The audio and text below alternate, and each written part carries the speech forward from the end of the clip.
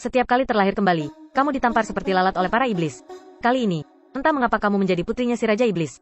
Sang Raja Iblis, Lukas, menatap wajahmu yang persis seperti wajahnya. Tanpa ragu, dia lantas memerintahkan untuk membuangmu. Tapi, begitu melihatmu berubah sangat manis, kamu mengedipkan mata besarmu dan berusaha menggapainya. Kemanisan itu mengubah hati semua orang. Siapapun yang bertemu denganmu akan menyukai dirimu. Karena setiap terlahir kembali, dirimu akan terlahir lebih muda dari sebelumnya. Kali ini, dirimu tak menyangka, kamu terlahir sebagai bayi. Kamu takut jika direinkarnasi lagi, maka kamu akan jadi sel telur di dalam seorang wanita. Jadi kamu pun memutuskan, sebelum dibuang, kamu setidaknya harus memegang leher Lukas. Tapi entah kenapa, kamu malah digendong olehnya.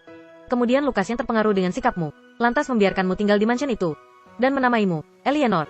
Keputusan Lukas ini mengejutkan para pelayan. Mereka memandangmu yang punya wajah serupa dengan tuan mereka. Mereka pun diam-diam setuju bahwa kamu adalah putri tuan mereka. Tapi kamu khawatir akan ada yang mengetahui identitasmu.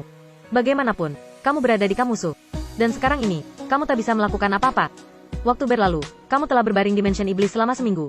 Untuk mencegah orang-orang ini menghancurkan dunia lagi nantinya. Kamu tak bisa membuang waktu lagi. Kamu harus menghancurkan mereka secepat mungkin. Meskipun saat ini sulit untuk menggunakan seluruh kekuatan, tapi setidaknya kamu tahu keadaan mansion itu. Kamu yang berbaring, masih bisa menggunakan melihat kejauhan. Kamu bisa tahu kondisi seluruh mansion ini. Mungkin saja kamu bisa menemukan rahasia Lukas.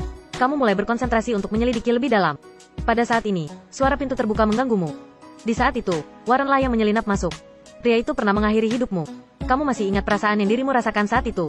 Tapi Warren terus menatapmu sejak dirinya masuk. Ternyata, saat kamu mencurigai dirinya telah tahu identitasmu, Warren malah mengulurkan tangannya. Dengan kekuatan pria itu, dia dapat dengan mudah menusuk lehermu dengan satu jarinya. Kamu harus mematahkan jari-jarinya sebelum dia menggapaimu. Maka kamu mengeluarkan seluruh keganasanmu dan memegang jarinya. Pada saat ini, sepertinya kamu benar-benar terdorong kekuatan. Karena menggapai jari itu, tubuhmu terbalik. Kamu yang telungkup melihat Warren sama sekali tak terluka. Kamu lantas merasa dirimu menghadapi kematian. Tapi Warren sama sekali tak menyerang. Dia yang digenggam jarinya olehmu malah terlihat puas. Anda harus meragukan Warren. Kamu lantas mengira Warren pasti terkejut dengan kekuatanmu itu. Kemudian, kamu mulai meremas lagi jari Warren dengan kuat lagi. Namun kekuatan ini membuatmu lantas mengantuk. Begitu kamu tertidur, Warren masih mengingat perasaan tadi.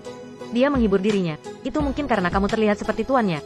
Jadi dirinya tak bisa memperlakukanmu seperti memperlakukan anak-anak lain. Tepat ketika Warren masih menebak-nebak apa tuan sebenarnya menyukaimu atau tidak, Lukas muncul di hadapannya dan bertanya, kemana dia tadi? Warren dengan tulus meminta maaf. Aku baru saja pergi menemui Eleanor. Lukas dapat melihat betapa senangnya pria itu. Lalu bertanya padanya tentang dirimu. Bagaimana membuktikan bahwa kamu bukanlah bagian dari rencana Kareha? Jantung Warren berdetak kencang. Dia tak boleh ceroboh. Kareha adalah ancaman bagi tuannya. Lagi pula, kamu tiba-tiba muncul di pintu depan dalam cuaca dingin. Maka mungkin saja kamu mata-mata Kareha. Dan Lukas menamaimu Eleanor, yang juga berarti dominasi. Tak lama kemudian, kamu tengah kehabisan napas, duduk di antara tumpukan boneka. Itu semua karena beberapa menit yang lalu, Bihan bertanya, apa kamu tak bisa menunggang kuda dengannya?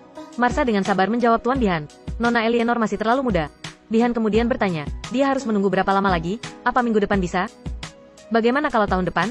Kamu benar-benar tak tahan mendengar Bihan yang idiot itu. Kamu lantas mengangkat tanganmu, kamu mengungkapkan dirimu butuh ke kamar mandi. Tapi Marsa malah menutup mulutnya dengan cara yang berlebihan. Nona Eleanor, apa Anda baru saja mengungkapkan ingin ke kamar mandi? Marsa menganggapmu terlalu pintar, lantas membuatnya menangis. Terlepas dari penolakan batinmu, Marta berkata, dirinya bersedia mengganti popok untukmu seumur hidupnya. Kamu tak berdaya, meskipun tahu Marsa sangat mencintaimu. Saat ini, pintu terbuka lagi. Kamu tak tahu siapa itu, tapi ini benar-benar menjengkelkan. Orang-orang di sini tak sopan. Kamu yang sekarang hanyalah bayi yang lemah. Tapi orang-orang yang datang terus mengingatkan saat-saat dirimu dianiaya di kehidupan sebelumnya.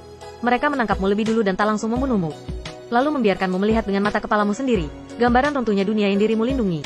Mereka yang datang adalah Barbaca dan Mikaela.